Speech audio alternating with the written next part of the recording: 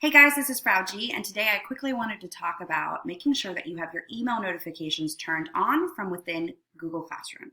So hopefully by now you know that you actually have an email set up through your S number for the county.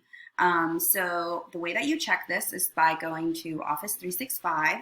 Hopefully you've been doing this, but if not, if you have any questions or this is the first time that you're hearing about it, please reach out to me or to your homeroom teacher so that we can help you get set up and knowing how to check your inbox and receiving these emails that are coming from Google Classroom. So what you're going to do to make sure that your email notifications are turned on is go to the home page for Google Classroom.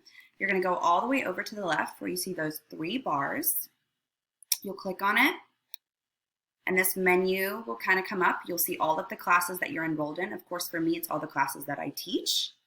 You're going to scroll down to the very bottom, and you're going to see settings and that little gear. So you're going to click on settings.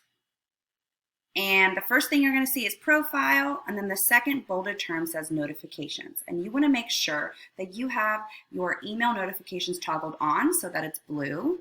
And then you can kind of take some time and read through the rest of the options, like what do you actually want to have turned on? What could you have switched off?